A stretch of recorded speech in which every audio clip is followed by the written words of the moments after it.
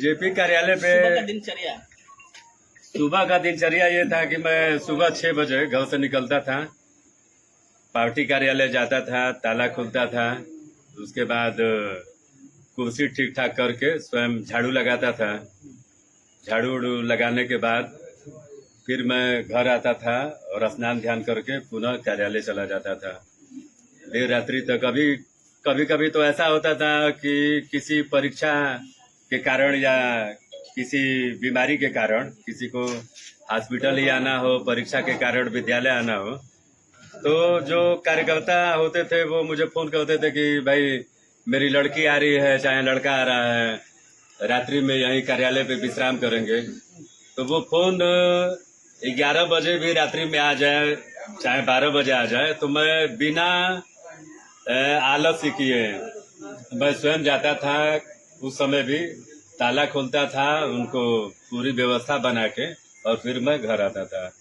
यह प्रक्रिया मुझे लगता है कि निरंतर कई वर्षों तक चली। आज चूंकि अपना नया कार्यालय बन गया है। लोग बहुत कुछ बोलते भी थे उस वक्त। जी, बहुत कुछ बोलते थे। बहुत आप लोगों ने बहुत झेला भी है, लोगों की बहुत झेला है, लेकिन एक लोग करते थे वो याद है उस समय वो बात। लोग मजाक उड़ाते थे कि ये सब कहने में कुछ है वो नहीं, और ये जो आप कर रहे हैं इसका कोई लाभ मिलने वाला नहीं है।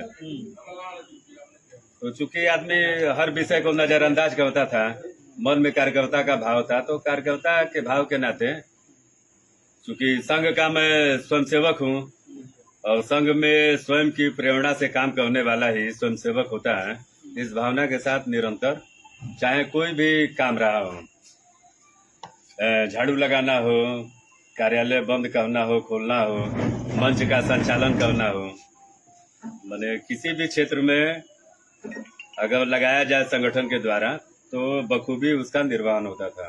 जो परिवार की जो जरूरतें थी वो कैसे आप पूरा करते थे? अब परिवार की जरूरतों को सबसे पहले तो संगठन की क्या जरूरत है उसको पूरा करना है, या भाव लेके आदमी काम करता था। कभी कभी मेरे पिताजी उस समय जिंदा थे, वो काफी नाराज हो जाते थे और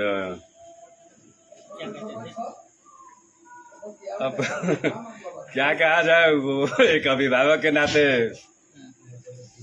कभी कभी इस प्रकार की स्थिति का निर्माण होता था कि वो पिटाई भी कर देते थे। ये बहुत बड़े नेता हुए, वो दिन भर घर छोड़ के जाना है तो परिवार की चिंता नहीं है, लेकिन कभी कभी आंखों में आंसू भी आ जाते थे, लेकिन अकेले उस चीज को आदमी सहन करता था और फिर थोड़ी देर बाद वही भाव लिए संगठन के काम के लिए आदमी आगे बढ़ता था।